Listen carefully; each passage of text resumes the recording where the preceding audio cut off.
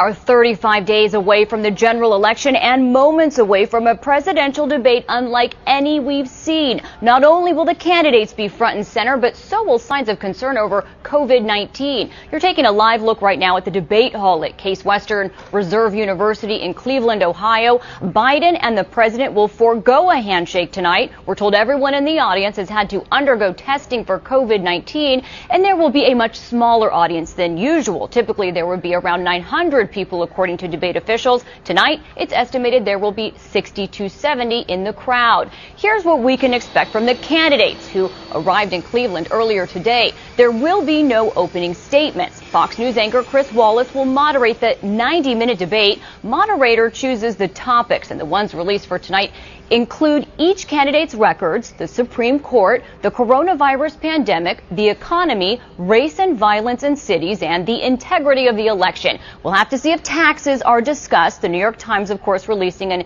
investigation of President Trump's tax returns earlier this week, while Joe Biden then released his. Mike and Cher, you mentioned undecided voters. Recent national polls, according to the Washington Post, have reported anywhere from 3 to 11% of voters are still unsure. Biden steps onto the stage tonight with the current lead in polls. One thing not to expect: live fact-checking. The co-chair of the debate commission told CNN they do not expect Chris Wallace or their other debate moderators this cycle to be fact-checkers, saying there's going to be plenty of that outside of the debate, but it is not the role of the moderators. That's the latest. I'll send it back to you.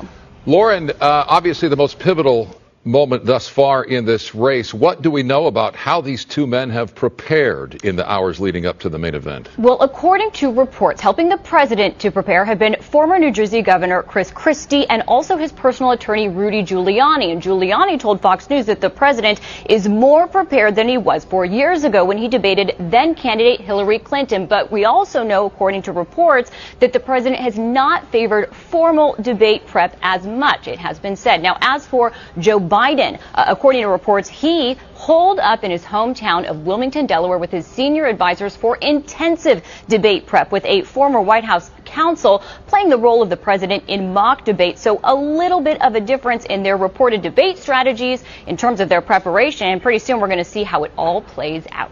Very exciting indeed, just to see, because it's really going to be very unexpected. We don't know what to expect in this debate between these two. And we know that there are these core audiences that they need to speak to. You mentioned the undecided voters.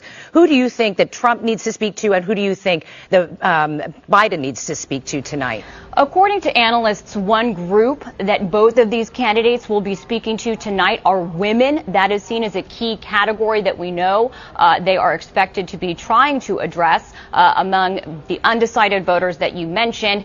And, of course, both will be trying to get the support and galvanize the excitement of their core supporters. Lauren Lister with us from the newsroom. Thank you, as we take a live look at the debate hall tonight. And we anticipate the start of this debate in just a few seconds now. Again, hosted and moderated by Chris Wallace of Fox News.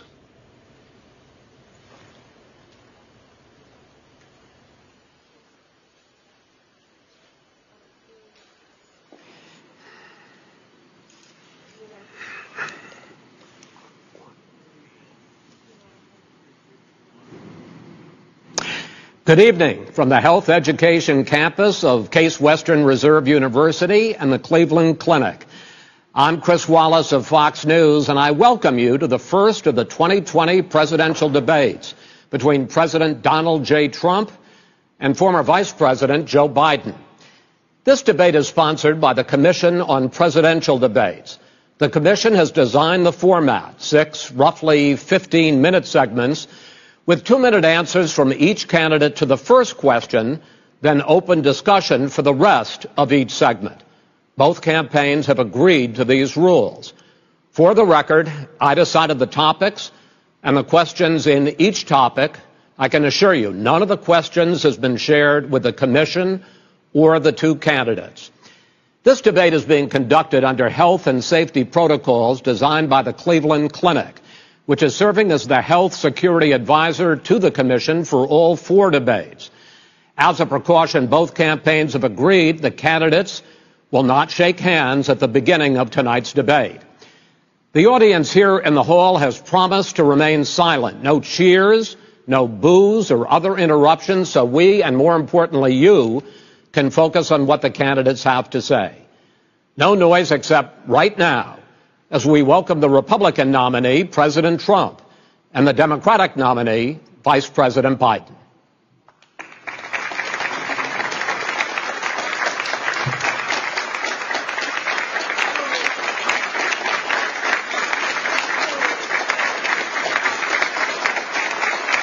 How you doing, man? How are you? I'm well.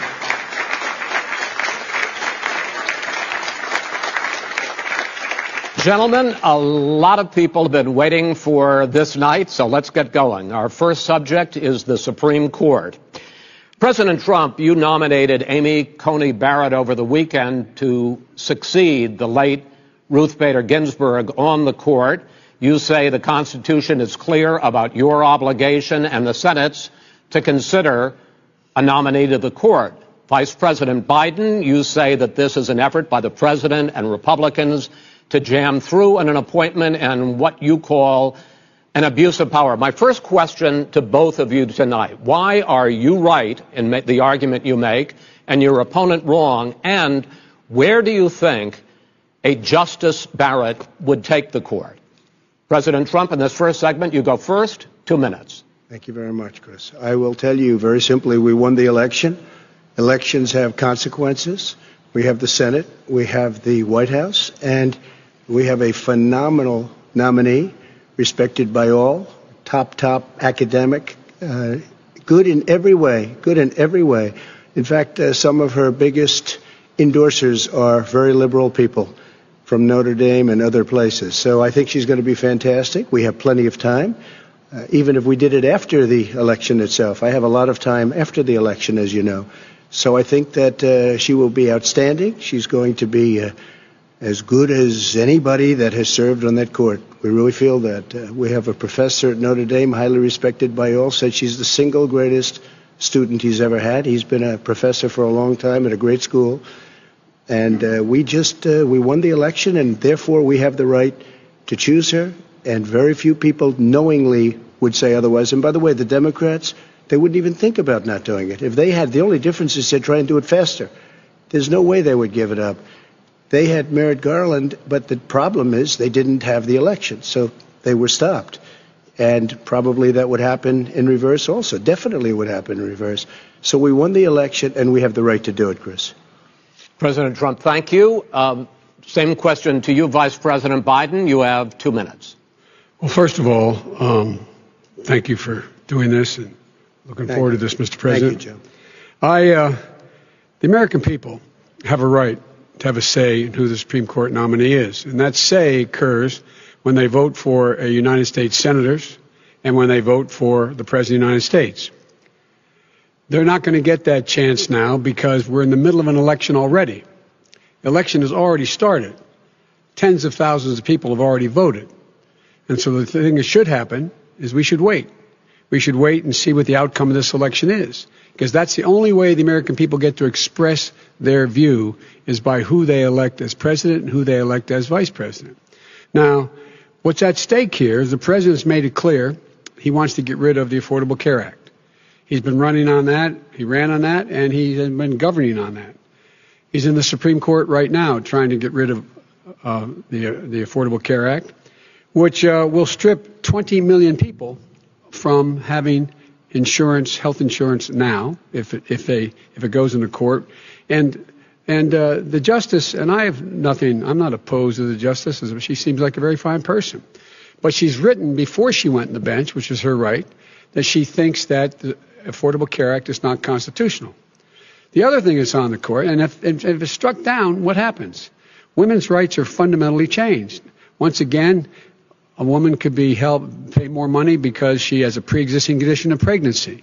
They were able to charge a woman more for the same exact procedure a man gets. And that ended when we, in fact, passed the Affordable Care Act.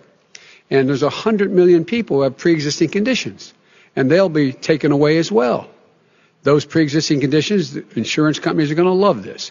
And so it's just not appropriate to do this before this election. If he wins the election and the Senate is Democrat or Republican, then he goes forward. If not, we should wait until February. All right. There aren't 100 million people with pre-existing conditions. As far as the say is concerned, the people already had their say. Okay, Justice Ginsburg said very powerfully, very strongly, at some point, 10 years ago or so, she said a president and the Senate is elected for a period of time, but a president's elected for 4 years. We're not elected for 3 years. I'm not elected for 3 years. So we have the Senate, we have a president. He's elected to the next during election. that period of time, we have an opening. I'm not elected for 3 years. I'm elected for 4 years. And the 100 million people, Joe, the 100 million people is totally wrong. I don't know where you got that number.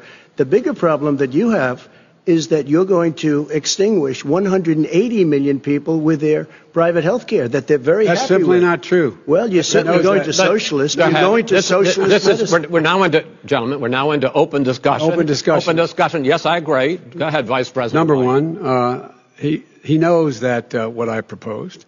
What I proposed is that we expand Obamacare and we increase it. We do not wipe any. And one of the big debates we had with 23 of my colleagues trying to win the nomination that I won were saying that Biden wanted to allow people to have private insurance still. They can. They do. They will under my proposal. It's not what you've said, but and it's not what your party has said. That is simply your party a lie. doesn't say it. Your party wants to go socialist medicine. My party is and me. Socialist right healthcare. now, I am and the they're going to dominate party. you, Joe. You know that. I am the Democratic Party right now. The platform of the Not Democratic Party Harris. is what I, in fact, approved of. What I approved of. Now, here's the deal. The deal is that it's going to wipe out pre-existing conditions. And by the way, the 200,000 people that have died on his watch, how many of those have survived? Well, there's 7 million people that contracted COVID.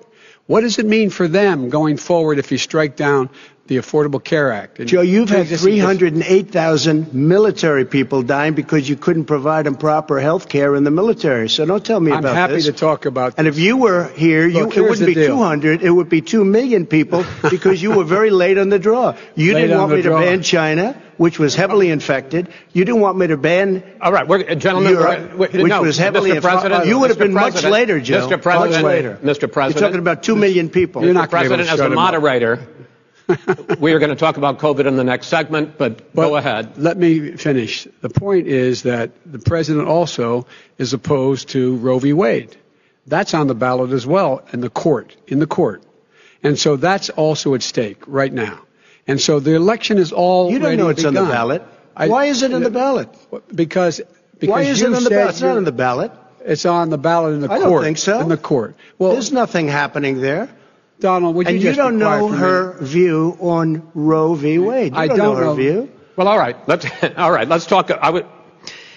We got a lot to unpack here, gentlemen. We got a lot of time. So on health care, and then we'll come back to Roe v. Wade. All right. Mr. President, the Supreme Court will hear a case a week after the election in which the Trump administration, along with 18 state attorneys general, are seeking to overturn Obamacare, to end Obamacare. You have spent the last... Because they want to give good health care. If I may ask my question, sir. Good health care. Over the last 4 years, you have promised to repeal and replace Obamacare, but you have never in these 4 years come up with a plan, a comprehensive plan to replace Obamacare. Of course I have. Well, I got rid of the individual mandate. I'm going to give you an opportunity. I got rid of the individual mandate, which was a big chunk of Obamacare. That is absolutely a big thing. That was the worst part of Obamacare. Sir, Chris, that was the worst part of Obamacare. Let me ask my question. Well, I'll ask Joe. The individual mandate was the most unpopular aspect of Obamacare. I got rid of it. I'd like you and we will protect people with President, I'm the pre-existing moderator of this conditions. debate, and I would like you to let me ask my question, and then you can answer your question. Go ahead. You, in the course of these 4 years, have never come up with a comprehensive plan to replace Obamacare. And just this last Thursday, you signed a largely symbolic executive order to protect people with pre-existing conditions 5 days before this debate. So my question, sir, is what is the Trump health care plan? Right. Well, first of all, I guess I'm debating you, not him, but that's okay. I'm not surprised. Let me just tell you something, that there's nothing symbolic. I'm cutting drug prices. I'm going with favored nations, which no president has the courage to do because you're going against Big Pharma. Drug prices will be coming down 80 or 90%. You could have done it during your 47-year period in government, but you didn't do it. Nobody's done it. So we're cutting health care. All of the things that we've done, insulin. I give you an example. Insulin. It was destroying families, destroying people. The cost. I'm getting it for so cheap. It's like water, you want to know the truth. So cheap. Take a look at all of the drugs what we're doing, prescription drug prices. We're going to allow our governors now to go to other countries to buy drugs because they pay just a tiny fraction. As I say, this is open discussion. No, let me but ask this you is big. You'll be happy, big stuff. Sir, you'll be happy. I'm about to pick up on one of your points to ask the Vice President, which is he points out that you would like to add a public option to Obamacare, and the argument that he makes and other Republicans make is that is going to end private insurance. It is and not. Well, if I can ask you the question, it will not end. What your party says, by the way. It will end private insurance and create a government takeover of health care. It does not. It's only for those people who are so poor they qualify for Medicaid. They can get that free in most states, except governors who want to deny people who are poor Medicaid. Anyone who qualifies for Medicaid would automatically be enrolled in the public option. The vast majority of the American people would still not be in that option. Number one. Joe, you agreed with Bernie Sanders, who's far left, on the manifesto, we call it, and that gives you socialized medicine. Look, hey, I'm not going to listen to him. The fact of the matter is, I beat Bernie Sanders. Not by much. I beat him a whole hell of a lot. I'm here standing facing you, old buddy. Pocahontas would have left 2 days early. You would have lost every primary. All he knows how to do is Super Tuesday. You got very lucky. Here's the deal. I got very lucky. I'm going to get very lucky tonight as well. And tonight I'm going to make sure, because here's the deal. Here's the deal. The fact is that everything he's saying so far is simply a lie. I'm not here to call out his lies. Everybody knows he's a liar. But you I just want to make sure. Joe, you're the liar. I want to make sure. You graduated last in your class, not first in your class. I want to make sure. Mr. President, can you let him finish, sir? No, he doesn't know how to do that. He has, You'd be surprised. You pick You'd be surprised. the wrong guy, the wrong night at the wrong time. Listen, you agreed with Here's Bernie Sanders to the manifesto. The whole idea. Let him. There is no manifesto. Number Please one. let him speak, Mr. Number President. two. You just lost the left. Number two. You just lost the left. You agreed with Bernie Sanders on a plan. Folks, absolutely folks, do you have any idea what this clown's doing? They call it Do you have any idea? Socialized medicine. Mr. Well, President. I tell you what, he is not for any help for people needing health care. Because he, in fact, already has cost 10 million people their health care that they had from their employers because of his recession. Number one. Number two, there are 20 million people getting health care through Obamacare now that he wants to take it away. He won't ever look you in the eye and say that's what he wants to do. Take it away. No, I want to give him better health care at a much lower price because by the way, he doesn't know how. Good. He doesn't know how I've to do already that. Fixed it. He has never offered a plan. Fixed it to an extent. He has never done a single as you might thing. know, but probably don't. Gentlemen, you realize if you're both speaking at the same time, and it's too expensive. Let the president. Go ahead, sir. Obamacare is no good. We made it better, and I had a choice to make very early on. We took away the individual mandate. We guarantee pre-existing conditions, but took away the individual mandate. Listen, this is the way it is. And that destroyed that. They shouldn't even call it Obamacare. Then I had a choice to make. Do I let my people run it really well or badly? Yeah. If I run it badly, they'll probably blame him, but they'll blame me. But more importantly, I want to help people. Okay? I said, you got to run it so well. And I just had a meeting with them. They said the problem is no matter how well you run Obamacare, it's a disaster. It's too expensive. Premiums are too high, and it doesn't work. So we do want to get rid of it. Chris, we want to get rid of it. I understand it, sir, but I have to give you roughly equal time. Good. Please let the Vice President talk. Good. He has no plan for health care. Of course we do. He sends out wishful thinking. He has executive orders that have no power. He hasn't lowered drug costs for anybody. He's been promising a health care plan since he got elected. He has none, like almost everything else he talks about. He does not have a plan. He doesn't have a plan. And the fact is, this man doesn't know what he's talking about. All right. I have one final question for you, sure. Mr. Vice President.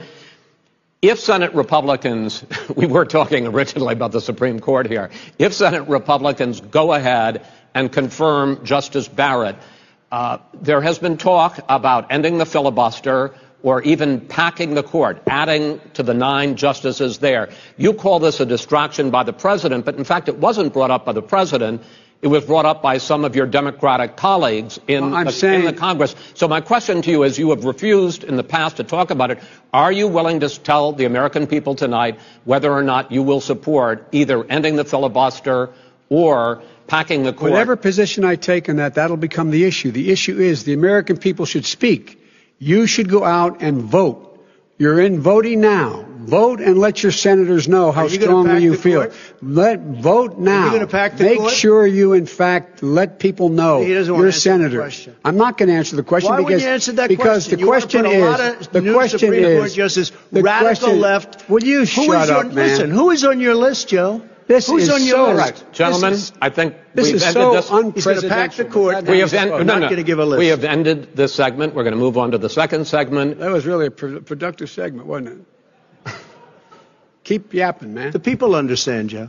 They sure 47 years you've done nothing. They understand. All right.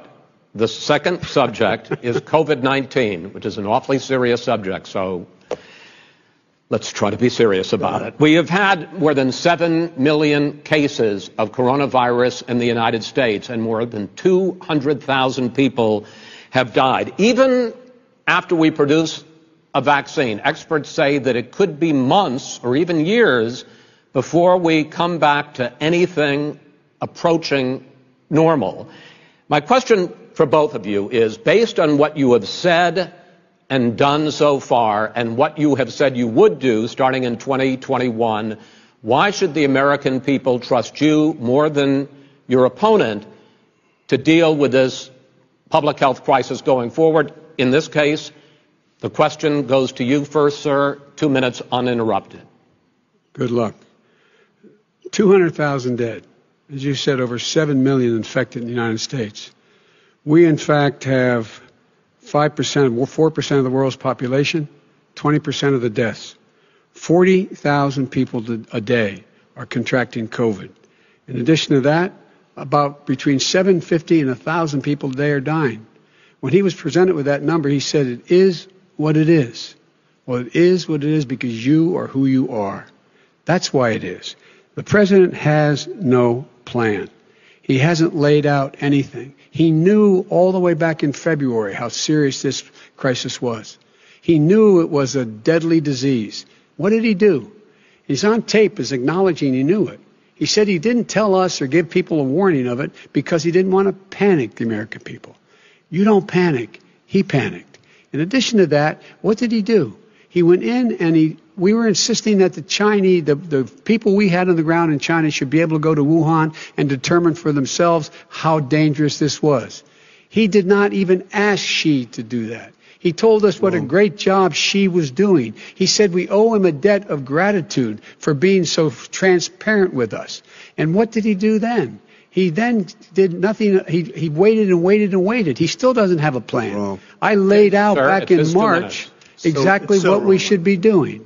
And I laid out again in July what we should be doing. We should be providing all the protective gear possible. We should be providing the money the House has passed in order to be able to go out and get people the help they need to keep their businesses open schools. It costs a lot of money. You should get out of your bunker and get out of the sand trap and get in your golf course and go in the Oval Office and bring together the Democrats and Republicans and fund what needs to be done now to save lives. So if we would have listened to you... You have 2 minutes, sir. If we would have listened to you, the country would have been left wide open. Millions of people would have died, not 200,000, and one person is too much. It's China's fault. It should have never happened. They stopped it from going in, but it was China's fault. And by the way, when you talk about numbers, you don't know how many people died in China. You don't know how many people died in Russia. You don't know how many people died in India. They don't exactly give you a straight count, just so you understand. But if you look at what we've done, I closed it, and you said he's xenophobic. He's a racist, and he's xenophobic because you didn't think I should have closed our country. Wait a minute. It says 2 minutes. You didn't think we should have closed our country because you thought it was terrible. You wouldn't have closed it for another 2 months. By my doing it early, in fact, Dr. Fauci said President Trump saved thousands of lives. Many of you Democrat governors said, President Trump did a phenomenal job. We worked with the governor. Oh, really? Go take a look. The governors said I did a phenomenal job. Most of them said that. In fact, people that would not be necessarily on my side said that. President Trump did a phenomenal job. We did. We got the gowns. We got the masks. We made the ventilators. You wouldn't have made ventilators. And now we're weeks away from a vaccine. We're doing therapeutics already. Fewer people are dying when they get sick. Far fewer people are dying. We've done a great job. The only thing I haven't done a good job, and that's because of the fake news. No matter what you say to them, they give you bad press on it. It's just fake news. They give you good press. They give me bad press because that's the way it is, unfortunately. But let me just tell you something. I don't care. I've gotten used to it. But I'll tell you, Joe, you could never have done the job that we did. You don't have it in your blood. You could have never done that job. I know how to do the job. I know how to get the job Well, you done. didn't do very well in swine flu. H1N1, you were a disaster. Your own chief of staff said you were a disaster. 14,000 people died, not 200,000. There was no economic recession. Sir, you made a there was no recession. You made a point. Let him answer. And there was we didn't shut down the economy. This is his economy he's shut down. The reason it's shut down is because, look, you folks at home, how many of you got up this morning and had an empty chair at the kitchen table because someone died of COVID? How many of you were in a situation where you lost your mom or dad and you couldn't even speak to them? You had a nurse holding a phone up so you could, in fact, say goodbye. You would have lost far more people. Far more people. And you would have been. And by the way, his own CDC director says we could lose as many as another 200,000 people between now and the end of the year. And he held up. He said, if we just wear a mask, we can save half those numbers. Just a mask. And by the way, in terms of the whole notion of a vaccine, we're for a vaccine, but I don't trust him at all, nor do you. I know you don't. What we trust is a scientist. You don't trust Dr. Johnson Fauci. Johnson, Pfizer? Okay, by the way, gentlemen, let me move on to questions about the future, because you both have touched on two of the questions I'm going to ask. Focusing on the future first, President Trump, you have repeatedly either contradicted or been at odds with some of your government's own top scientists. The week before last, the head of the Centers for Disease Control, Dr. Redfield, said it would be summer before the vaccine would become generally available to the public. You said that he was confused and mistaken. Those were your two words. Yeah. But Dr. Slaoui, the head of your Operation Warp Speed, has said exactly the same thing. Are they both wrong? Well, I've spoken to the companies, and we can have it a lot sooner. It's a very political thing because people like this would rather make it political than save lives. God. It is a very political thing. I've spoken to Pfizer. I've spoken to all of the people that you have to speak to. We have great Moderna, Johnson & Johnson, and others. They can go faster than that by a lot. Become very political because the left, or I don't know if I call them left, I don't know what I call them. So you're suggesting that the head of your Operation Warp Speed, Dr. Slaoui? I disagree with him. Yeah, no, I disagree with both of them. And he didn't say that. He said it could be there, but it could also be much sooner. I had him in my office 2 days ago. He talked about the summer, sir, before it's generally available. Just like he said it's a possibility that we'll have the answer before November 1st. It could also be after about when it's that. Generally available. Well, we're going to deliver it right away. We have the military all set up. Logistically, they're all set up. We have our military that delivers soldiers, and they can do 200,000 a day. They're going to be delivering. This is the same man it's who all told set you up. By Easter this would be gone away. By the warm weather it'd be gone. Miraculous, like a miracle. And by the way, maybe you could inject some bleach in your arm, and that would take care of it. This is the same man. That was said sarcastically, you know that. That was said sarcastically. And so here's the deal. This man is talking about a vaccine. Every serious company is talking about maybe having a vaccine done by the end of the year. But the distribution of that vaccine will not occur until sometime beginning or the middle of next year to get it out, if we get the vaccine. And pray God we will.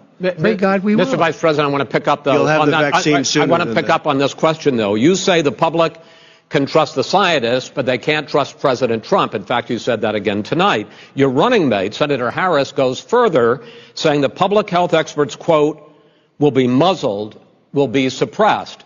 Given the fact that polls already show that people are concerned about the vaccine and are reluctant to take it, are you and your running mate, Senator Harris, contributing to that fear? No more than the question you just asked him. You pointed out. He puts pressure. and disagrees with, his own scientists. But you're saying Everybody you can't, knows. or Senator And, Harris is saying you can't trust the scientists. No, you can trust the scientists. She didn't say that. You can't trust. She said the public health experts, quote, will be muzzled, will be suppressed. Well, that's what he's going to try to do. But there's millions of scientists, there's thousands of scientists out there, like here at this great hospital, that don't work for him. Their job doesn't depend on him. That's not. They're the people. And by the way, I spoke to the scientists that are in charge. By the way, they will have the vaccine very soon. Let him finish. You believe for a moment what he's telling you in light of all the lies he's told you about the whole issue relating to COVID. He still hasn't even acknowledged that he knew this was happening, knew how dangerous it was going to be back in February, and he didn't even tell you. He's on record as saying it. He panicked or he just looked at the stock market. One of the two, because guess what? A lot of people died. And a lot more are going to die unless he gets a lot smarter, a lot quicker. So, Mr. President? Did you use the word smart? So you said you went to Delaware State, but you forgot the name of your college. You didn't go to Delaware State. You graduated either the lowest or almost the lowest in your class. Don't ever use the word smart with me. Don't ever use that word. Oh, give me a break. Because you know what? There's nothing smart about you, Joe. 47 years you've done nothing. Let's have this debate. And if you would have had, let me just tell you something, Joe. No, if you would have had the charge of what I was put through, I had to close the greatest economy in the history of our country. And by the way, now it's being built again. See, we're going to get to the economy in the next segment, sir. Okay. It's going up fast. Okay. When it comes to how the virus has been handled so far, the two of you have taken very different approaches, and this is going to affect how the virus is handled going forward by whichever of you ends up becoming the next president. I want to quickly go through several of those. Reopenings. Vice President Biden, you have been much more reluctant than President Trump about reopening the economy and schools. Why, sir? Because he doesn't have a plan. If I were running, I know what the plan is. You've got to provide these businesses the ability to have the money to be able to reopen with the PPE as well as with the sanitation they need. You have to provide them plastic. Tell that to Nancy Pelosi. Well, he's just shush for a minute. Tell it to Nancy Pelosi. And Schumer, by the way, Chuck. Nancy Pelosi and Schumer, they have a plan. He won't even meet with them. The Republicans won't meet with him in the Senate. And he sits on his golf course. And literally, think about it. You probably play more than I do, Joe. What about this question of reopenings and the fact? Well, he wants to shut down this country. And I want to keep it open. And we did a great thing by shutting it down. Wait a minute, Joe. Let me shut you down for a second, Joe, just for 1 second.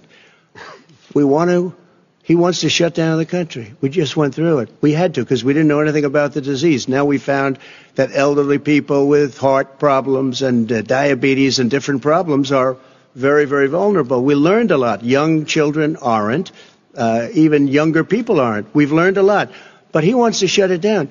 More people will be hurt by continuing. If you look at Pennsylvania, if you look at certain states that have been shut down, they have Democrat governors all. One of the reasons they're shut down is because they want to keep it shut down until after the election on November 3rd. I want to move on to another because subject. it's a political subject. But those states are not doing well that are shut down right now. Respond to that. President Trump, you have begun to increasingly question the effectiveness of masks as a disease preventer. And in fact, recently you have cited the issue of waiters touching their masks and touching plates. Are you questioning the efficacy are okay. of You have to understand, if you look, I have a mask right here. I put a mask on, when I think I need it. Tonight, as an example, everybody's had a test and you've had social distancing and all of the things that you have to, but I wear masks when needed. When needed, I wear masks. Okay, let me ask. I don't wear masks like him. Every time you see him, he's got a mask. He could be speaking 200 feet away from it. He shows up with the biggest mask I've ever seen. I will say this. Vice President Biden, go ahead, sir. Look, the way to open businesses is give them the wherewithal to be able to open. We provided money. But I was asking you, sir, about masks. Well, masks make a big difference. His own head of the CDC said if we just wore masks between now, if everybody wore masks in social distance between now and January, we'd probably save up to 100,000 lives. It matters. And they've also said the opposite. They've also said no serious person said the opposite. They've also said, well, look serious. at Dr. Fauci. Dr. Fauci said the opposite. He did not say the opposite. We got a little bit more than a minute left in this segment. Masks are not good. Then he changed his mind. He said masks are good. I'm okay with masks. I want to ask you both about one last subject, because your different approaches has even affected the way that you have campaigned. President Trump, you're holding large rallies with crowds packed together, thousands of people. Outside, yes, sir, agreed. Vice President Biden, you are holding much smaller events with... Because nobody will show up. People with... Well, it's true. Nobody shows up to his rallies. All right. In any case, why you holding the big rallies? Why you not? You go first, sir. Because people want to hear what I have to say. I mean, but are you not worried about a spreading disease? President, and I'll have 35,000 people show up at airports. We use airports. Are you not worried about the disease issues, sir? We have a lot of people. Well, so far, we have had no problem whatsoever. It's outside. That's a big difference, according to the experts. And we do them outside. We have tremendous crowds, as you see. I mean, and literally on 24 hours notice. And Joe does the circles and has 3 people someplace. Okay. By the way, did you see one of the last big rallies he had? And a reporter came up to him to ask him a question. He said, no, stand back. Put on your mask. Put on a mask. Have you been tested? I'm way far away from those other people. That's what he said. I can't. I'm going to be okay. He's not worried about you. He's not worried about the people out there breathing in one another. We've had no negative effect. No negative effect. We've had no negative effect. And we've had 35,000, 40,000 people at these rallies. Just quickly finish up, because I want to move on to our next. Yes, I would. He's been totally irresponsible the way in which he has handled the social distancing and people wearing masks, basically encouraged them not to. All right. He's a fool on this. If you could get the crowds, you would have done the same thing. But you can't. Nobody cares. Gentlemen, can we move on to the economy? Yes. The economy is, I think it's fair to say, recovering faster than expected from the shutdown. Much faster. In the second quarter. The unemployment rate fell to 8.4% last month. The Federal Reserve says the hit to growth, which is going to be there, is not going to be nearly as big as they had expected. President Trump, you say we are in a V-shaped recovery. Vice President Biden, you say it's more of a K-shape. What difference does that mean to the American people in terms of the economy? President Trump, in this segment, you go first. So we built the greatest economy in history. We closed it down because of the China plague. When the plague came in, we closed it down, which was very hard psychologically to do. He didn't think we should close it down, and he was wrong. And again, 2 million people would be dead now instead of still 204,000 people is too much. One person is too much. Should have never happened from China. But what happened is we closed it down, and now we're reopening, and we're doing record business. We had 10.4 million people in a 4-month period that we've put back into the workforce. That's a record the likes of which nobody's ever seen before. And he wants to close down he will shut it down again. He will destroy this country. You know, a lot of people, between drugs and alcohol and depression, when you start shutting it down, you take a look at what's happening at some of your Democrat-run states where they have these tough shutdowns. And I'm telling you, it's because they don't want to open it. One of them came out last week. You saw that. Oh, we're going to open up on November 9th. Why November 9th? Because it's after the election. They think they're hurting us by keeping them closed. They're hurting people. People know what to do. They can social distance. They can wash their hands. They can wear masks. They can do whatever they want. But they got to open these states up. When you look at North Carolina, and these governors are under siege, Pennsylvania, Michigan, and a couple of others, you got to open these states up. It's not fair. You're talking about it's like being in prison. And you look at what's going on with divorce, look at what's going on with alcoholism and drugs. It's a very, very sad thing. And he'll close down the whole country. This guy will close down the whole country and destroy our country. Our country is coming back incredibly well, setting records as it does it. We don't need somebody to come in and say, let's shut it down. All right. Your 2 minutes, sir. We're now moved to you. As I said, posing the question, the president says it's a V-shaped recovery. You say it's a K-shaped recovery. What's the difference? The difference is millionaires and billionaires like him in the middle of the COVID crisis have done very well. Billionaires have made another $300 billion because of his profligate tax proposal, and he only focused on the market. But you folks at home, You folks living in Scranton and Claymont and all the small towns and working class towns in America, how well are you doing? This guy paid a total of $750 in taxes. Sir, wait, no, sir, it's just wrong. Yeah, I understand. You've agreed to the 2 minutes, so please let him have it. Do I get my time back? The fact is that he has, in fact, worked on this in a way that he's going to be the first president of the United States to leave office having fewer jobs in his administration than when he became president. Fewer jobs than when he became president. First one in American history. Secondly, the people who have lost their jobs are those people who have been on the front lines, those people who have been saving our lives, those people who have been out there dying, people who've been putting themselves in the way to make sure that we could all try to make it. And the idea that he is insisting that we go forward and open when you have almost half the states in America with a significant increase in COVID deaths and COVID cases in the United States of America. And he wants to open it up more. Why does he want to open it up? Why doesn't he take care of the American? You can't fix the economy until you fix the COVID crisis. And he has no intention of doing anything about making it better for you all at home in terms of your health and your safety. Schools. Why aren't schools open? Because it costs a lot of money to open them safely. You know, they were going to give, his administration was going to give the teachers and school students masks. And then they decided, no, couldn't do that because it's not a national emergency. Not a national emergency. They've done nothing to help small businesses. Nothing. They're closing. 1 in 6 is now gone. He ought to get on the job and take care of the needs of the American people so we can open safely. All right. Your time is up, sir. Well, we are going to get to I have to respond to that. Well, you both had 2 minutes, sir. Excuse me, he made a statement.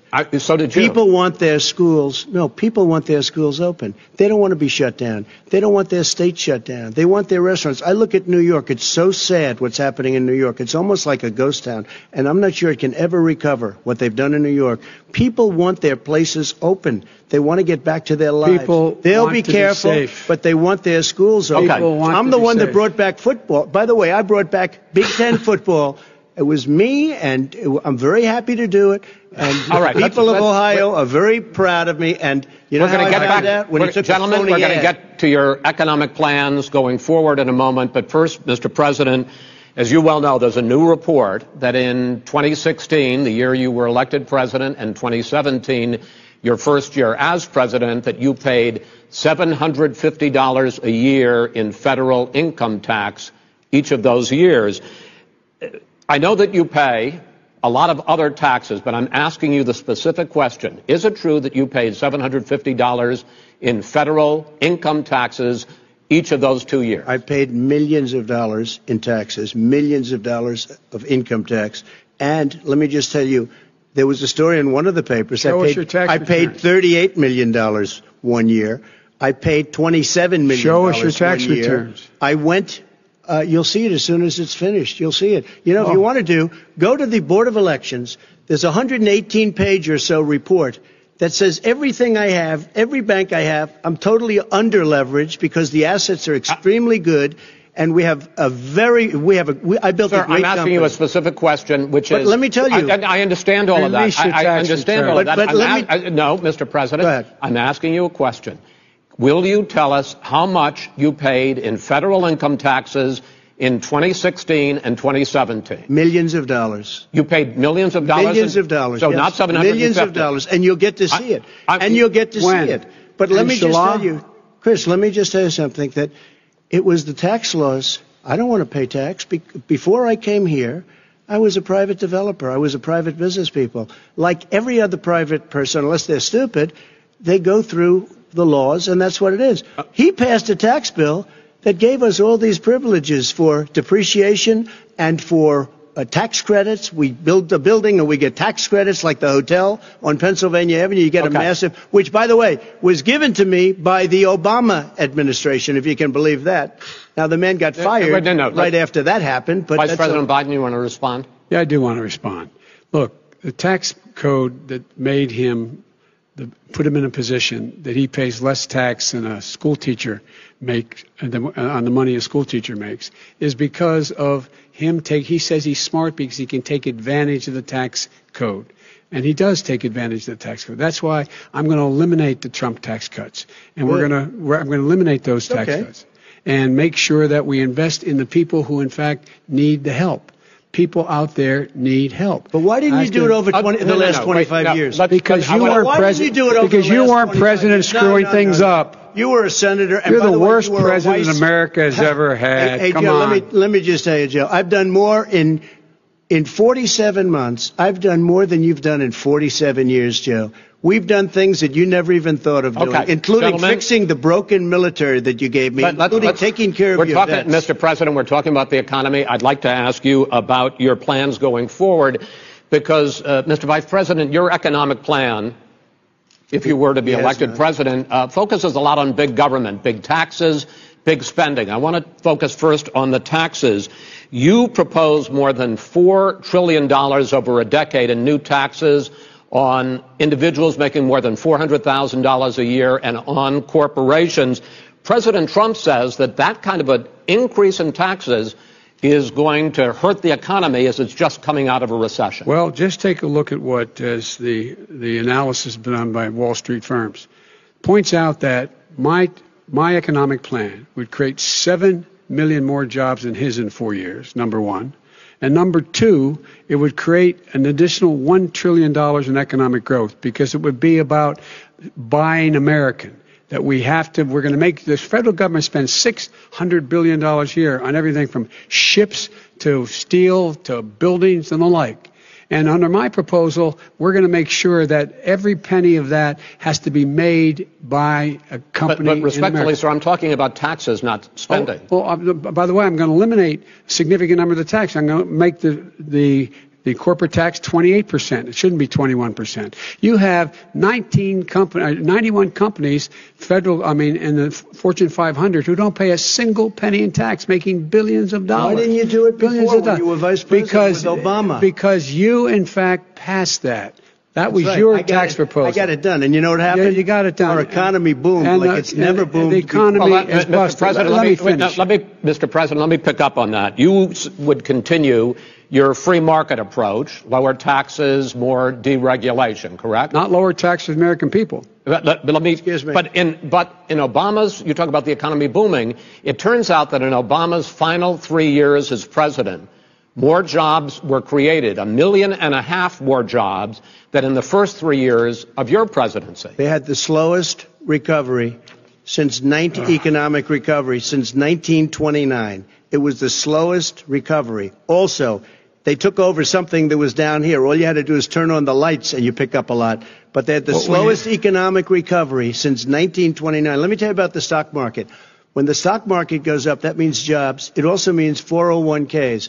If you got in, if you ever became president with your ideas, you want to terminate my taxes, I'll tell you what, you'll lose half of the companies that have poured in here will leave, and plenty of companies that are already here, they'll leave for other places. They will leave, and you will have a depression, the likes of which you've never seen. Look, we inherited the worst recession short of a depression in American history. I was asked to bring it back. We were able to have an economic recovery that created the jobs you're talking about. We handed him a booming economy. He blew it. It wasn't booming. He blew it. It wasn't booming. It was the weakest recovery since 1929. Is it fair to say he blew it when there was record low unemployment before COVID? Yeah, but because what he did, even before COVID, manufacturing went in the hole. Excuse me, Chris. Wait. Number two. Chris. Number three. They said it would take. No, you're on number two. No. Chris. They said it would take a miracle to bring back manufacturing. I brought back 700,000 jobs. They brought back nothing. They gave up on manufacturing. Part of my standard fare. I'm the guy that brought back the automobile industry. All right, let him. We brought back. I was asked to bring back Chrysler and General Motors. We brought them back right here in the state of Ohio and Michigan. He blew it. They're gone. He blew it. And in fact, they're going. Ohio had the best year it's ever had last year. Michigan had the best year they've ever had. That is not Many true. Car companies came in from Germany, from Japan, went to Michigan, went to Ohio. They're not having. And they didn't come in with you. Mr. Vice President, go ahead. And so you take a look at what he's actually done. He's done very little. His trade deals are the same way. He talks about these great trade deals. You know, he talks about the art of the deal. China's perfected the art of the steal. We have a higher deficit with China now than we did before. We have the highest trade deficit with Mexico. China ate your lunch, down 8%. China ate your lunch, Joe, and no wonder your son goes in and he takes out billions of dollars. Takes out billions of dollars to manage. He makes millions of dollars. And also, while we're at it, why is it, just out of curiosity, the mayor of Moscow's wife gave your son $3.5 million. What did he do to deserve it? What did he do with Burisma to deserve $183,000? None of that is true. Let him answer. None of that is true. Oh, really? He didn't get $3.5 million? Mr. President, Mr. President, please. Totally discredited. Totally discredited. And by the way, well, wait, he didn't get $3.5 million, Joe? Mr. Vice, he got $3.5 million. That is not true. Oh, really? Mr. President, it's an open discussion, please. Now, it's a fact. Well, you have raised an issue. Let the Vice President answer. Discredited. Did Burisma pay him $183,000 a month with no experience in energy? Mr. President, my son did nothing wrong at Burisma. I think he did. Mr. President, let him answer. He doesn't want to let me answer because he knows I have the truth. His position has been totally, thoroughly discredited. By who? The media? By everybody. Well, by the media, by our allies, by the World Bank, by everyone has discredited. Matter of fact, even the people who testified under oath. So let me ask you this, Joe. No, go ahead, Mr. I'm listening to you. He got $3.5 million from Moscow. He testified under oath in his administration, said, I did my job and I did it very well. Oh, really? I did it I'd honorably. like to know who they are. Well, I'll give you the list of the people who testified. No, go ahead, sir. Sure, you've already fired most of them because they did a good job. Some people don't do a good job. With you, go ahead. Wait a minute. You get the final word, Mr. Well, it's hard to get any word in with this clown. Excuse me. Hey, let me just say to you. No. Mr. President. $3.5 million, Joe. That is simply Why did he deserve $3.5 million from Moscow? Look, here's the deal. We want to talk about families and ethics. I don't want to do that. I mean, his family we could talk about all night. His family's already... My family lost a fortune by coming down and helping us with government. And that's such a... Mr. President. Every single one of them lost a fortune. This is not about my family or his family. It's about your family. The American people. He doesn't... That's not true. It doesn't want to talk about what you need. You, the American people. It's about you. That's what we're talking about here. All right, that's the end of the segment. We're moving on. He didn't take them. Well, Vice President, no. Can I be honest? It's a very important question. Try to be honest. He stood up. No, the answer to the question is no. Ukraine. No, sir. With $1 billion, if you that is absolutely not true. You're going to have true. Gentlemen. I hate to raise my voice, but I see it seems to be, why shouldn't I be different than the two of you? So here's the deal. Good point. We have 6 segments. We have ended that segment. We're going to go to the next segment. In that segment, you each are going to have 2 uninterrupted moments. In those 2 uninterrupted minutes, Mr. President, you can say anything you want. I'm going to ask a question about race, but if you want to answer about something else, go ahead. But I think that the country would be better served if we allowed both people to speak with fewer interruptions. I'm appealing to you, sir, to do that. Well, and him too. Well, frankly, you've been doing more interrupting than he has. Well, that's all right, but he does plenty. Well, less than, sir, less than plenty. No, less than you have. Let's please continue on. The issue of race. Vice President Biden, you say that President Trump's response to the violence in Charlottesville 3 years ago, when he talked about very fine people on both sides, was what directly led you to launch this run for president. Oh, yeah, sure.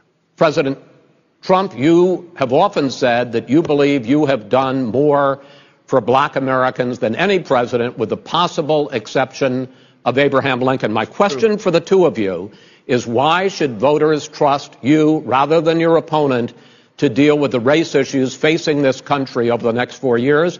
Vice President Biden, you go first. It's about equity and equality. It's about decency. It's about the Constitution. And we have never walked away from trying to require equity for everyone, equality for the whole of America. But we've never accomplished it. But we've never walked away from it like he has done. It is true. The reason I got in the race is when those people, close your eyes, remember what those people look like coming out of the fields carrying torches, their veins bulging, just spewing anti-Semitic bile, and accompanied by the Ku Klux Klan. A young woman got killed. And they asked the president what he thought. He said there were very fine people on both sides. No president has ever said anything like that. It is whose now, sir. Second point I'd make to you is that when Floyd was killed, when Mr. Floyd was killed, there was a peaceful protest in front of the White House.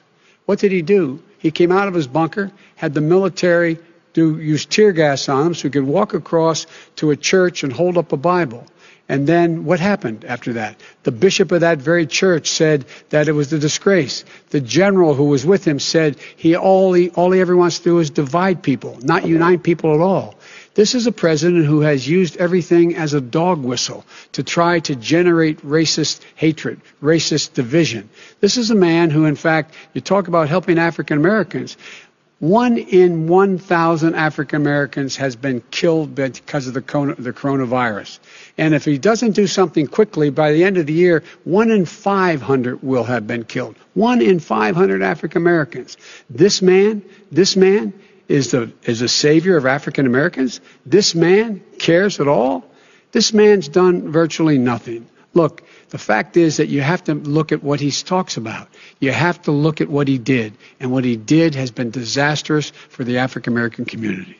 So, President Trump, you have 2 minutes. Why should Americans trust you over your opponent to deal with racism? He did a crime bill, 1994, where you call them super predators, African Americans, the super predators, and they've never forgotten it. They've never forgotten it, Joe. No, sir, it's his 2 minutes. So you did that, and they call you a super predator, and I'm letting people out of jail now that you have treated the African American population community, you have treated the black community about as bad as anybody in this country. You did the 1990, and that's why, if you look at the polls, I'm doing better than any Republican has done in a long time, because they saw what you did. You call them super predators, and you've called them worse than that, because you look back at your testimony over the years, you've called them a lot worse than that. As far as the church is concerned, and as far as the generals are concerned, we just got the support of 250 military leaders and generals, total support. Law enforcement, almost every law enforcement group in the United States. I have Florida, I have Texas,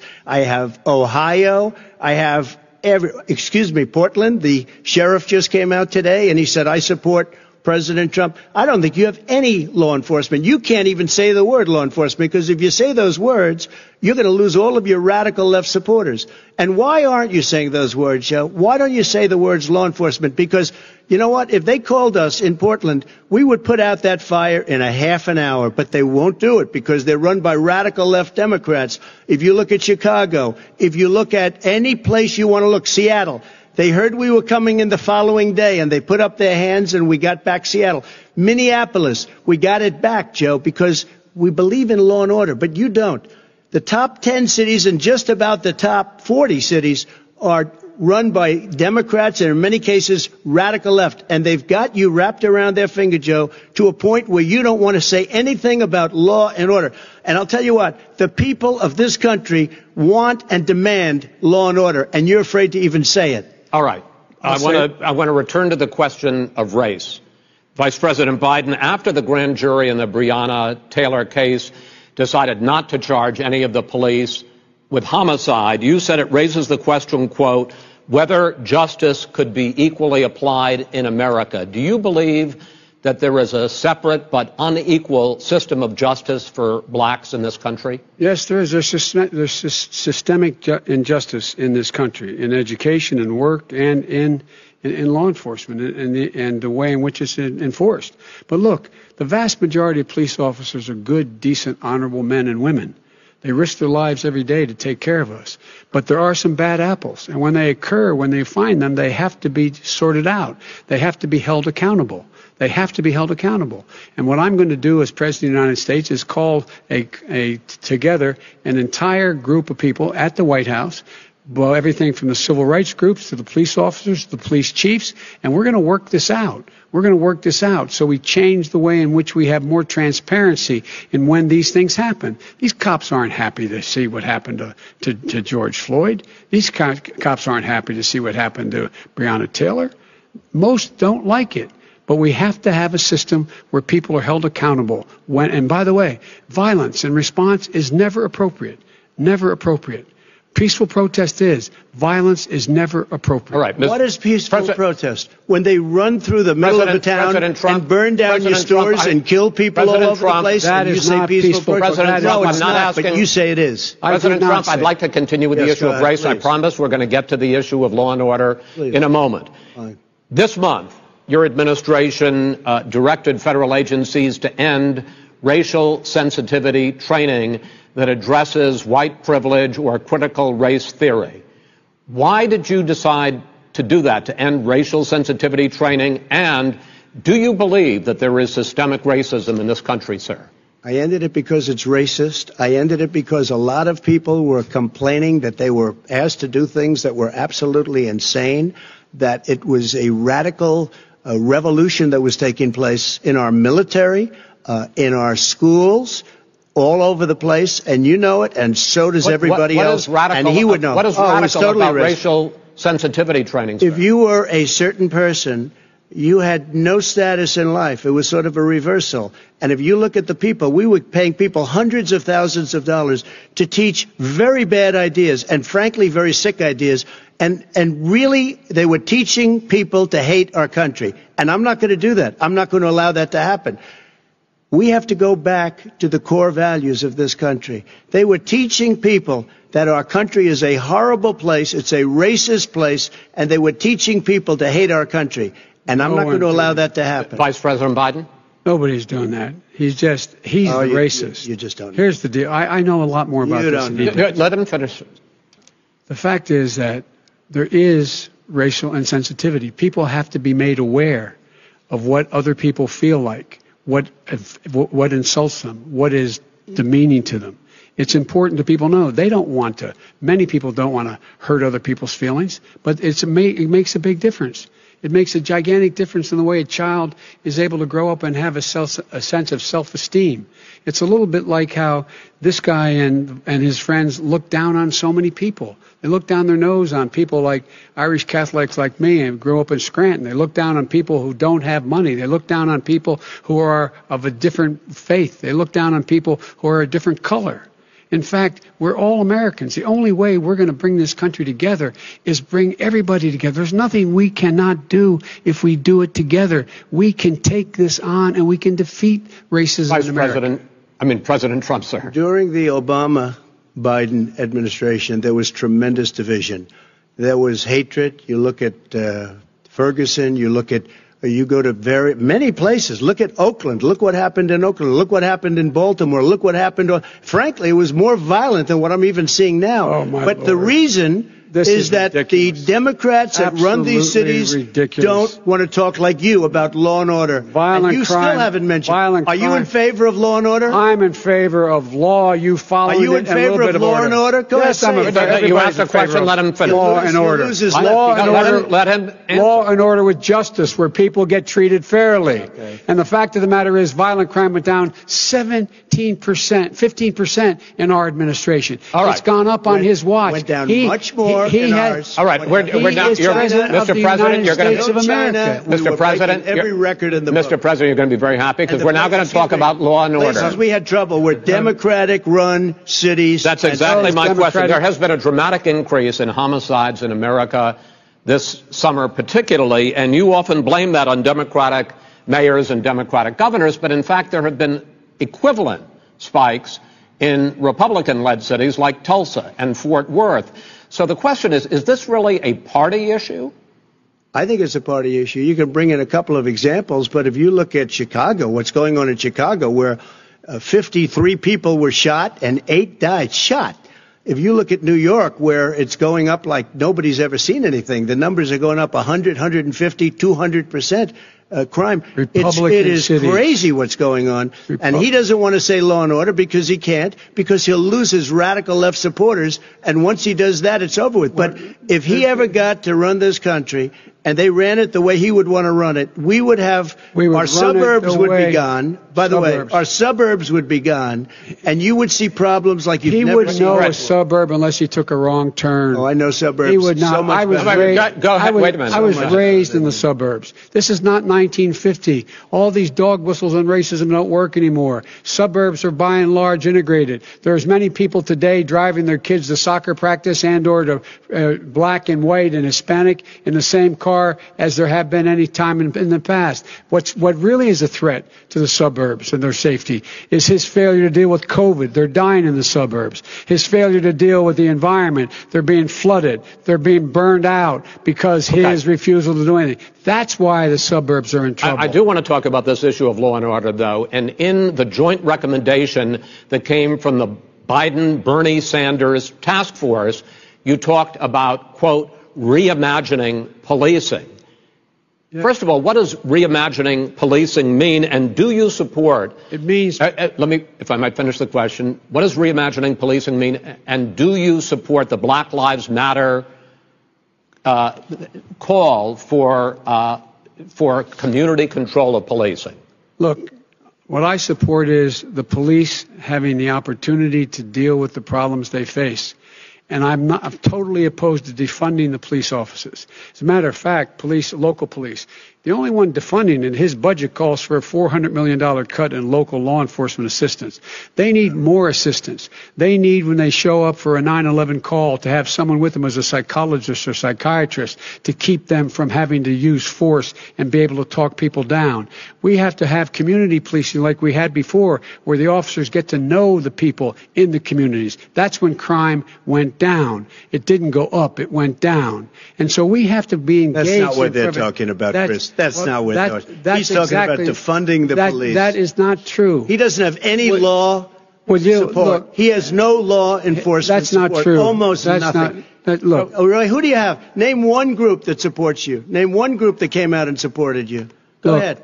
Think. We have time. We don't have time to do anything. Think Name one law enforcement group that came out and supported you. Gentlemen, I think I'm going to take back the moderator's role, and I want to get to another subject, which is the issue of protests in many cities that have turned violent. In Portland, Oregon, especially, we had more than 100 straight days of protests, which I think you would agree. You talk about peaceful protests. Many of those turned into riots. Mr. Vice President, you say that people who commit crimes should be held accountable. The question I have, though, is, as the Democratic nominee, and earlier tonight you said that you are the Democratic Party right now, have you ever called the Democratic mayor of Portland or the Democratic governor of Oregon and said, hey, you got to stop this, bring in the National Guard, do whatever it takes, but you stop the days and months of violence in Portland? I don't hold public office now. I am a former vice president. I've made it clear in my public statements that the violence should be prosecuted. It should be prosecuted. And anyone who commits it should be prosecuted. But you've never called for the people, the leader, excuse me, sir. You had never called for the leaders in Portland and in Oregon to call and bring in the National Guard and knock off 100 days of riots. They can, in fact, take care of it if he just stay out of the way. Look here. Oh, really? Really? Here's the thing. I sent in the U.S. Marshals to get the killer of the young man in the middle of the street, and they shot him. And for 3 days, Portland wouldn't do anything. I had to send in the U.S. Marshals. They took care of business. Go ahead, sir. And by the way, you know, his own former spokesperson said, you know, riots and chaos and violence help his cause. That's what this is all about. I don't know who said that. I do. Who? I think Kellyanne Conway. I don't think she said that. She said that. And so here's the here's the point. Go ahead, the point is that's what he keeps trying to rile everything up. He doesn't want to calm things down. Instead of going in and talking to people and saying, let's get everybody together, figure out how to deal with this. What's he do? He just pours gasoline in the fire constantly, and every single solitary time. And to button up this segment. I'm going to give you a minute to answer, sir. You have repeatedly criticized. I have to answer his statement. No, you have repeatedly. Wait, you have no, you've been talking back and forth. You made a statement. I'm asking you. I would love to end it. Sir. I would love to end it. If you want to switch seats. We could very quickly. We could do that, but I'd send in the National Guard. It would be over. There'd be no problem. Okay. But they don't want to accept the National Guard. You have repeatedly criticized the Vice President for not specifically calling out Antifa and other left-wing extremist groups. But are you willing tonight to condemn white supremacists and militia groups and to say that they need to stand down and not add to the violence in a number of these cities, as we saw in Kenosha and as we've seen in Portland? Sure, are you I'm prepared willing to do specifically that, do it? Well, go ahead, sir. I would say almost everything I see is from the left wing, not from the right wing. So what are you saying? I'm willing to do anything. I want to see peace. Then do it, sir. Say it. Do it. Say it. Do you want to call him? What do you want to call him? Give me a name. Give me a white name. Supremacists and Who would right you like me to condemn? White supremacists and right Proud Boys. Stand back and stand by. But I'll tell you what. Somebody's got to do something about Antifa and the left, because this is not a right-wing problem. This is a left-wing. FBI director This is a left-wing problem. White supremacists. Antifa's an idea, not an organization. Oh, you got to be not militia. That's what his FBI. FBI director said. Well, then you know what? No, we're done, sir. We're moving on to the next. We're moving. When a bat hits you over the head, that's not an idea. Everybody in your administration tells you the truth has a bad idea. Can I tell you what? You have no ideas. Antifa is a dangerous, radical gentlemen, group. We're now moving on to the Trump and Biden records. They'll overthrow you. When a president, I'm going to ask a question. When the president seeks a second term, it is generally a referendum on his record. But Vice President Biden, you like to quote one of your dad's sayings, which is, don't compare me to the Almighty, compare me to the alternative. And in this case, sir, you are the alternative. Looking at both of your records, I'm going to ask each of you, why should voters elect you president over your opponent? In this segment, President Trump, you go first, 2 minutes. Because there has never been an administration or president who has done more than I've done in a period of 3.5 years. And that's despite the impeachment hoax. And you saw what happened today with Hillary Clinton, where it was a whole big con job. But despite going through all of these things, where I had to fight both flanks and behind me and above, there has never been an administration that's done what I've done. The greatest, before COVID came in, the greatest economy in history, lowest unemployment numbers. Everything was good. Everything was going. And by the way, there was unity going to happen. People were calling me for the first time in years. They were calling and they were saying, it's time maybe. And then what happened? We got hit, but now we're building it back up again. A rebuilding of the military, including Space Force and all of the other things. A fixing of the VA, which was a mess under him. 308,000 people died because they didn't have proper health care. It was a mess. And we now got a 91% approval rating at the VA, our vets. We take care of our vets. But we've rebuilt our military. The job that we've done, and I'll tell you something, some people say maybe the most important. By the end of the first term, I'll have approximately 300 federal judges and Court of Appeals judges, 300, and hopefully 3 great Supreme Court justices. That is a record, the likes of which very few people, and you know one of the reasons I'll have so many judges? Because President Obama and him left me 128 judges to fill. When you leave office, you don't leave any judges. That's like, you just don't do that. They left 128 openings, and if I were a member of his party, because they have a little different philosophy, I'd say if you left us 128 openings, you can't be a good president, you can't be a good vice president. But I want to thank you, because it gives us almost, it'll probably be above that number by the end of this term. 300 judges. It's a record. Looking at both your records, why should voters elect you president as opposed to President Trump? You have 2 minutes uninterrupted. Under this president, we become weaker, sicker, poorer, more divided, and more violent. When I was vice president, we inherited a recession. I was asked to fix it. I did. We left him a booming economy, and he caused a recession. With regard to being weaker, The fact is that I've gone head to head with Putin and made it clear to him we're not going to take any of his stuff. He's Putin's puppy. He still refuses to even say anything to Putin about the bounty on the heads of American soldiers. Your son got $3.5 million. And by the way, my son... Wait a minute. Mr. President, your campaign agreed to both sides would get 2-minute answers uninterrupted. Well, your side agreed to it, and why don't you observe what your campaign agreed to as a ground rule, okay, sir? He never keeps his word. No, I'm not asking. That was a rhetorical question. Can you Go add ahead, back sir. 30 seconds? Yeah, yes, okay. You may have. All right. Go ahead. So, thirdly, we're poor. The billionaires have gotten much more wealthy by a tune of over $300 to $400 billion more just since COVID. You in the home, you got less. You're in more trouble than you were before. In terms of being more violent, when we were in office, there were 15% less violence in America than there is today. He's president of the United States. It's on his watch. And with regard to more divided, the nation can't stay divided. We can't be this way. And speaking of my son, the way you talk about the military, the way you talk about them being losers and being and just being suckers. My son was in Iraq. He spent a year there. He got the Bronze Star. He got the Conspicuous Service Medal. He was not a loser. He was a patriot, and the people left behind there were heroes. Really? And I resent. Are you talking like about Hunter? Are you talking about Hunter? I'm talking about my son, Bo Biden. You're talking about. I don't know Bo. I know Hunter. Yeah, Hunter got thrown out of the military. He was thrown out, dishonorably discharged. That's not true. He wasn't dishonorably. Cocaine use. And he didn't have a job until you became vice president. And once you became vice president, he made a fortune in Ukraine, in China, in Moscow, that is simply and various not other places. True. He made a fortune. My son. And he didn't have a job. My son, like a lot of people we know at home, had a drug problem. He's overtaken it. He's fixed it. He's worked on it, and I'm proud of him. But why was he given tens of millions? All right, but he wasn't given tens of millions. That is totally discredited. We've already been totally discredited.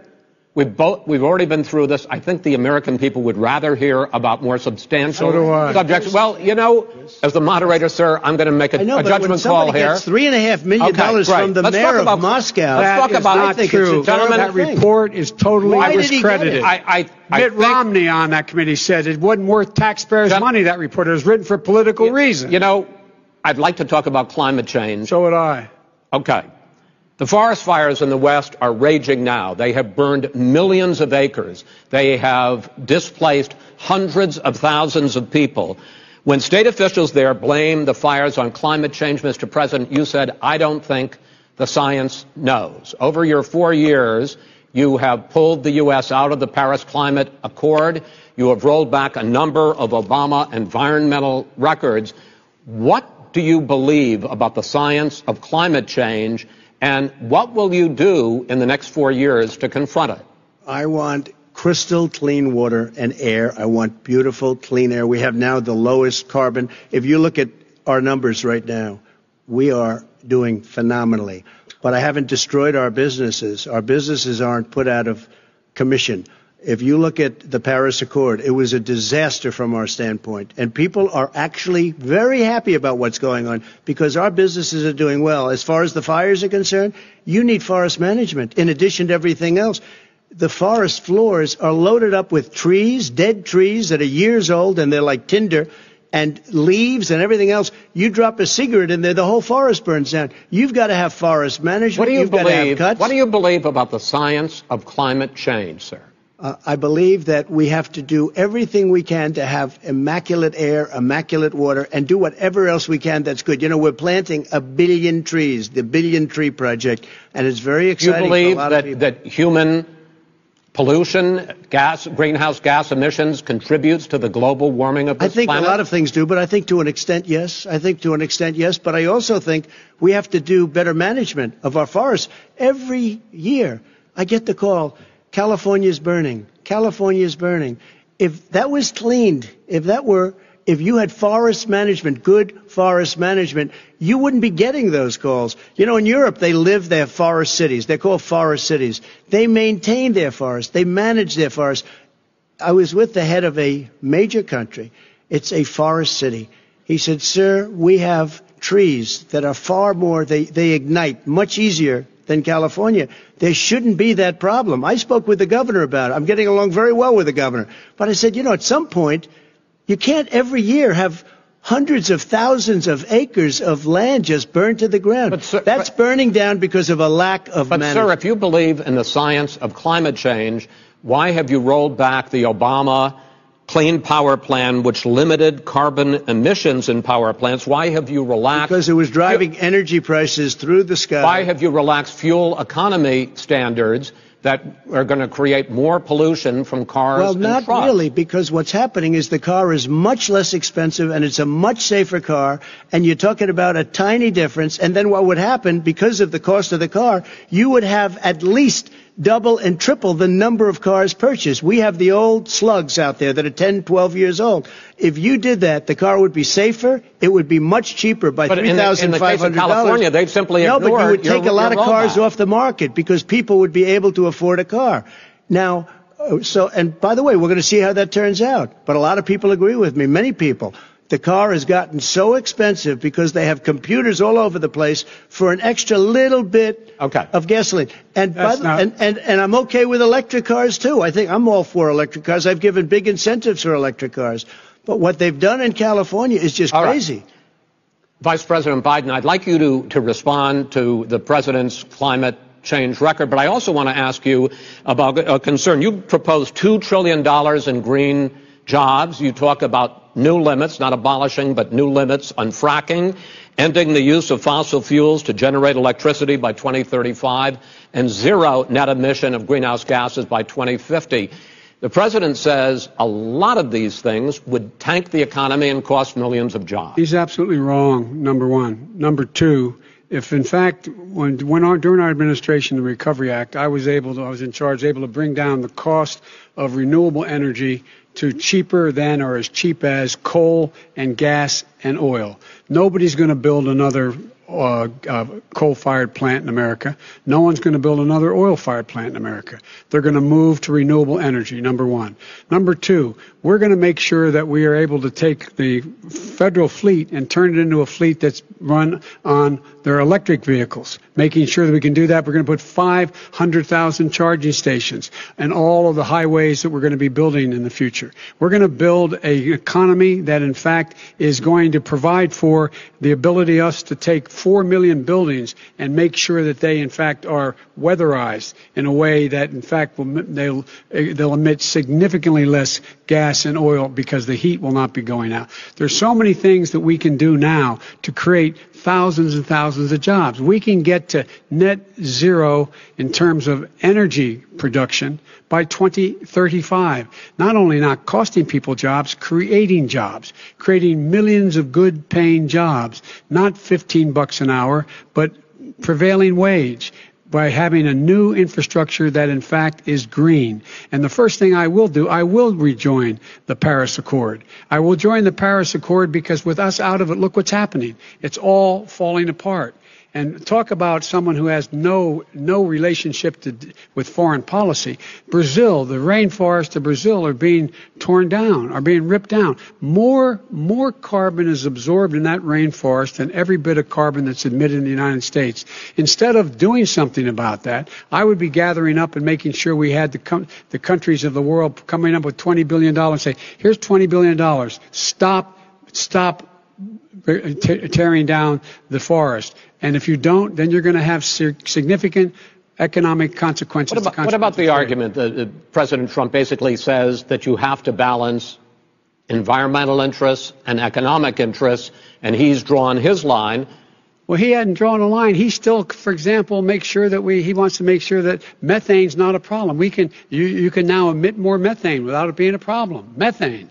This is a guy who says that you don't have to have mileage standards for automobiles that exist now. This is a guy who says that, well, the fact that it's all true. And here's the deal. He's talking about the Green New Deal, and it's not $2 billion or $20 billion, as you said. It's $100 trillion. I'm talking about where they want to rip down buildings and rebuild the building. No, it's the dumbest, most ridiculous, where airplanes are out of business, where two-car systems are out, where they want to take out the cows, too. That's not true either, right? This is a $100 trillion. Look, that's more money than our country could make in 100 years if we're not going the case. All right, let me destroy our because country. I actually wait a minute, sir. I actually have studied your plan, and it includes upgrading 4 million buildings, weatherizing 2 million homes over 4 years, building 1.5 million energy efficient homes. So the question becomes, the president is saying, I think some people who support the president would say that sounds like it's going to cost a lot of money and hurt the economy. What it's going to do is going to create thousands and millions of jobs, good-paying jobs. Let him finish, sir. He doesn't know how to do that. $100 billion. The fact is, it's going to create millions of good-paying jobs, and these tax incentives for people to weatherize, which he wants to get rid of. It's going to make the economy much safer. Look how much we're paying now to deal with the hurricanes. By the way, he has an answer for hurricanes. He said maybe we should drop a nuclear weapon on them. They may. I never said that. That's at all. He did say. You made it up. And here's the deal. You make up. We are going to be in a position where we can create hard, good jobs by making sure the environment is clean and we all are in better shape. We spend billions of dollars now, on floods, hurricanes, rising seas. We're in real trouble. Look what's happened just in the Midwest with these storms that come through and wipe out entire sections and counties in Iowa. That didn't happen before. They're because of global warming. We make up 15% of the world's problem. But the rest of the world, we've got to get them to come along. That's why we have to get back into the Paris Accord. All right, gentlemen. Wait a minute, Chris. So why didn't he do it for 47 years? You were vice president. Why didn't you get the world? China sends up real dirt into the air. Russia does. India does. They all do. We're supposed to be good. And by the way, he made a couple of statements. The Green New Deal is $100 trillion. That is not not my plan. That's the Green New you want to rebuild Deal every is building. Not my plan. You want to rebuild every If he knew anything about, he made a statement about the military. He said I said something about the military. He and his friends made it up, and then they went with it. I never said it. Okay. That is what not he true. did is You're done in this segment. He called the military stupid bastards. I and he did said not it on say tape. He said stupid bastards. Please, He said it. Stop. I would never say that. Play it. Go ahead. Mr. Vice President answered his final question. The final question is, I can't remember which of all his rantings. I'm having a little trouble myself. But and about the economy and about this question of what it's going to cost. The economy. I mean, the Green New Deal and the idea of what your environmental changes will do. The Green New Deal will pay for itself as we move forward. We're not going to build plants that, in fact, are great polluting plants. So do you support the Green New Deal? Pardon me? Do you support that? No, I don't support the Green New Deal. Oh, you don't? Oh, well, that's a big statement. I support the radical left. I support the Biden plan that I put forward. Okay. The Biden plan, which is different than what he calls the radical Green New Deal. All right, gentlemen, final segment, election integrity. As we meet tonight, millions of Americans are receiving mail-in ballots or going to vote early. How confident should we be that this will be a fair election, and what are you prepared to do over the next 5+ weeks, because it'll not only be to Election Day, but also counting some ballots, mail-in ballots after Election Day. What are you prepared to do to reassure the American people that the next president will be the legitimate winner of this election? In this final segment, Mr. Vice President, you go first. Prepared to let people vote. They should go to iwillvote.com. Decide how they're going to vote, when they're going to vote, and what means by which they're going to vote. His own Homeland Security Director, and as well as the FBI Director, says there is no evidence at all that mail-in ballots are a source of being manipulated and cheating. They said that. The fact is that there are going to be millions of people because of COVID that are going to be voting by mail-in ballots, like he does, by the way. He sits behind the Resolute desk and sends his ballot to Florida, number one. Number two, we're going to make sure that those people who want to vote in person are able to vote because enough poll watchers are there to make sure they can socially distance. The polls are open on time, and the polls stay open until the votes are counted. And this is all about trying to dissuade people from voting because he's trying to scare people into thinking that it's not going to be legitimate. Show up and vote. You will determine the outcome of this election. Vote, vote, vote. If you're able to vote early in your state, vote early. If you're able to vote in person, vote in person. Vote whatever way is the best way for you, because he cannot stop you from being able to determine the outcome of this election. And in terms of whether or not when the votes are counted, and they're all counted, that will be accepted. If I win, that will be accepted. If I lose, that'll be accepted. But by the way, if in fact he says he's not sure what he's going to accept, well, let me tell you something. It doesn't matter, because if we get the votes, it's going to be all over. He's going to go. He can't stay in power. It won't happen. It won't happen. So vote. Just make sure you understand you have it in your control to determine what this country is going to look like the next 4 years. Is it going to change? You're going to get 4 more years of these lies. Mr. President, 2 minutes. So when I listened to Joe talking about a transition, there's been no transition from when I won. I won that election. And if you look at crooked Hillary Clinton, if you look at all of the different people, there was no transition because they came after me trying to do a coup. They came after me spying on my campaign. They started from the day I won and even before I won, from the day I came down the escalator with our First Lady. They were a disaster. They were a disgrace to our country. And we've caught them. We've caught them all. We've got it all on tape. We've caught them all. And by the way, you gave the idea for the Logan Act against General Flynn. You better take a look at that, because we caught you in a sense. And President Obama was sitting in the office. He knew about it too. So don't tell me about a free transition. As far as the ballots are concerned, it's a disaster. A solicited ballot, okay, solicited is okay. You're soliciting, you're asking, they send it back, you send it back. I did that. If you have an unsolicited, they're sending millions of ballots all over the country. There's fraud. They found them in creeks. They found some with the name Trump, just happened to have the name Trump just the other day in a waste paper basket. They're being sent all over the place. They sent 2 in a Democrat area. They sent out 1,000 ballots. Everybody got 2 ballots. This is going to be a fraud like you've never seen. The other thing, it's nice on November 3rd, you're watching and you see who won the election. And I think we're going to do well because people are really happy with the job we've done. But you know what? We won't know. We might not know for months because these ballots are going to be all over. Take a look at what happened in Manhattan. Take a look at what happened in New Jersey. Take a look at what happened in Virginia and other places. They're not losing 2%, 1%, which, by the way, is too much. An election could be won or lost with that. They're losing 30 and 40%. It's a fraud, and it's a shame. And can you imagine where they say you have to have your ballot in by November 10th? November 10th. That means that's 7 days after the election, in theory, should have been announced. Okay. We have major states with that. Sir, all run by Democrats. 2 minutes is 2 minutes. All run by Democrats. It's President Trump, it's a rigged election. You're going to be able to continue. You have been charging for months that mail-in balloting is going to be a disaster. You say it's rigged, that it's going to lead to fraud. But in 2018, in the last midterm election, 31 million people voted mail-in voting. That was a quarter, more than a quarter of all the voters that year cast their ballots by mail. Now that millions of mail-in ballots have gone out, what are you going to do about it?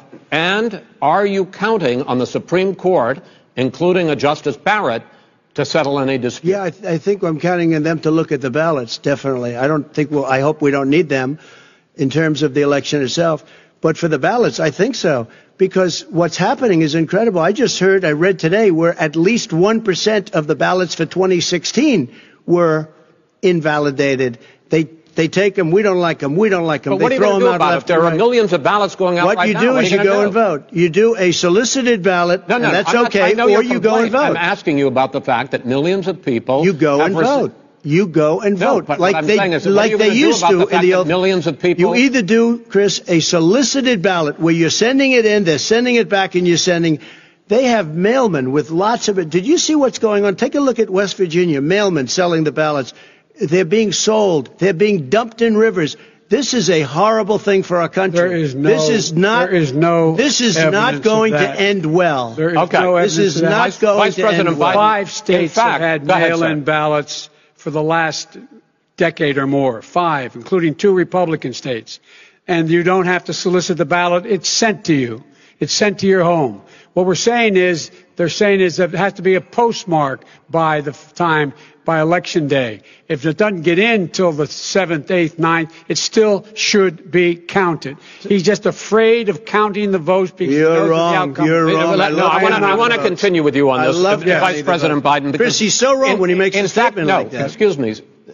Vice President Biden, the biggest problem, in fact, over the years with mail-in voting has not been fraud historically. It has been that sizable numbers, sometimes hundreds of thousands of ballots are thrown out because they have not been properly filled out, or there is some other irregularity, or they missed the deadline. So the question I have is, are you concerned that the Supreme Court with a Justice Barrett will settle any dispute? I'm concerned that any court would settle this because here's the deal. When you get a ballot and you fill it out, you're supposed to have an affidavit. If you didn't know, you have someone say that this is me. You should be able to, if in fact you can verify that's you before the ballot is thrown out, that's sufficient to be able to count the ballot because someone made a mistake and not dotting the correct I. Who they voted for, testify, say who they voted for, say it's you. That is totally legitimate. All right. Excuse me, when you have 80 million ballots sent in and swamping the system, you know it can't be done. You know it can't, and already there's been fraud. Now, mail service delivers 185 million pieces of mail a day. In 8 states, we can keep talking. In 8 states, election workers are prohibited, currently by law, 8 states, from even beginning to process ballots, even take them out of the envelopes and flatten them until Election Day. That means that it's likely, because there's going to be a huge increase in mail-in balloting, that we are not going to know on election night who the winner is, that it could be days, it could be weeks, could be months, until we find out who the new president is. So first for you, sir, finally for the Vice President, I hope neither of you will interrupt the other. Will you urge your supporters to stay calm during this extended period, not to engage in any civil unrest? And will you pledge tonight that you will not declare victory until the election has been independently certified? President Trump, you go first. I'm urging my supporters to go into the polls and watch very carefully, because that's what has to happen. I am urging them to do it. As you know, today there was a big problem. In Philadelphia, they went in to watch. They're called poll watchers, a very safe, very nice thing. They were thrown out. They weren't allowed to watch. You know why? Because bad things happen in Philadelphia, bad things. And I am urging my people. I hope it's going to be a fair election. If it's a fair election, I am 100% on board. But if I see tens of thousands of ballots being manipulated, I can't go along with that. And I'll tell you what, from a common sense, does that mean you're going to tell your people to take to the street? It means you have a fraudulent election. You're sending out 80 million ballots. They're not equipped to. These people aren't equipped to handle it. Number one. Number two, they cheat. They cheat. Hey, they found ballots in a waste paper basket 3 days ago, and they all had the name military ballots. They were military. They all had the name Trump on them. Vice President you think Biden, that's good? Vice President Biden, final question for you. Will you urge your supporters to stay calm while the vote is counted, and will you pledge not to declare victory until the election is independently certified? Yes, and here's the deal. We count the ballots, as you pointed out. Some of these ballots in some states can't even be opened until Election Day. And if there's thousands of ballots, it's going to take time to do it. And by the way, our military, they've been voting by ballots since the end of the Civil War, in effect. And that's what's going to happen. Why is it for them somehow not fraudulent? It's the same process. It's honest. No one has established at all that there is fraud related to mail-in ballots, that somehow it's a fraudulent process. It's already been established. Take a look at Carolyn Maloney's race. You had an opportunity to respond. Look at Carolyn Maloney. Go ahead. They have no idea what happened. Vice President Biden, go ahead. He has no idea what he's talking about. Here's the deal. The fact is, I will accept it, and he will too. You know why? Because once the winner is declared, after all the ballots are counted, all the votes are counted, that'll be the end of it. That'll be the end of it. And if it's me, in fact, fine. If it's not me, I'll support the outcome. And I'll be a president not just for the Democrats. I'll be a president for Democrats and Republicans. And this guy, I want to see an honest ballot count. Gentlemen, you say that's the end of it? This is the end of this debate? Honest ballot count. We're going to leave it there.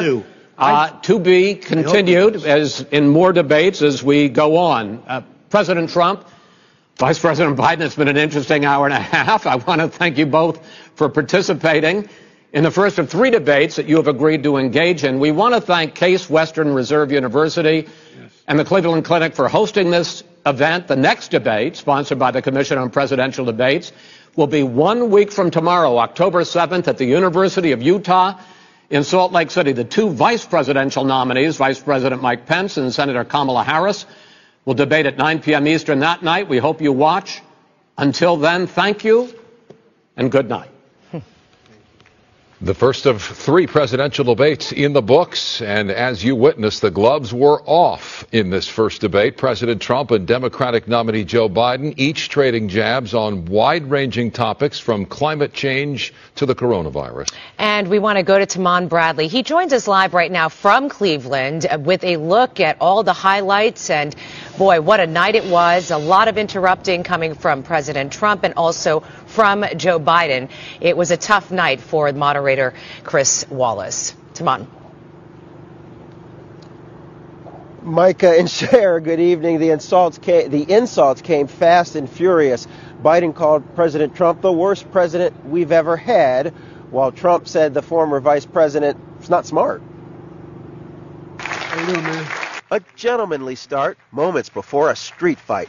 President Trump and former Vice President Biden at each other's throats for 90 minutes. A fired-up President Trump repeatedly interrupted the former vice president and lobbed insults. There's nothing smart about you, Joe. 47 years you've done nothing. At times, Biden showed he was annoyed. You picked be surprised. The wrong guy, the wrong night at the wrong time. Folks, do you have any idea what this clown's doing? On the coronavirus, the rivals debated the country's response. Is what it is because you are who you are. If we would have listened to you, the country would have been left wide open. Millions of people would have died, not 200,000. A question about President Trump nominating Amy Coney Barrett to the Supreme Court quickly turned into a fight about health care. President Trump accused Biden of wanting to kick people off of their private insurance, while Biden warned the conservative-leaning Supreme Court will end Obamacare. Your party wants to go socialist medicine. My party is and me. Socialist right healthcare. now, I am and the they're going to dominate Party. you. Moderator Chris Wallace asked President Trump about the New York Times report that he only paid $750 a year in federal income taxes in 2016 and 2017. Chris, let me just tell you something, that it was the tax laws. I don't want to pay tax. Before I came here, I was a private developer. I was a private business people. Like every other private person, unless they're stupid, they go through the laws, and that's what it is. He passed a tax bill that gave us all these privileges for depreciation and for tax credits. Mawon Bradley reporting for us from Cleveland, Ohio. Up next, we'll dig deeper into tonight's debate with our panel of analysts. Our coverage continues right after this short break.